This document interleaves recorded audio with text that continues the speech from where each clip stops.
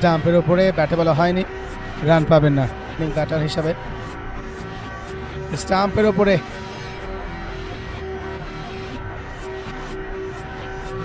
হবে, আপার কাট করেছে। লো full toss. প্রথম ম্যাচে জয় পেয়েছিল তারা 2015 এর শট ঋষাদ।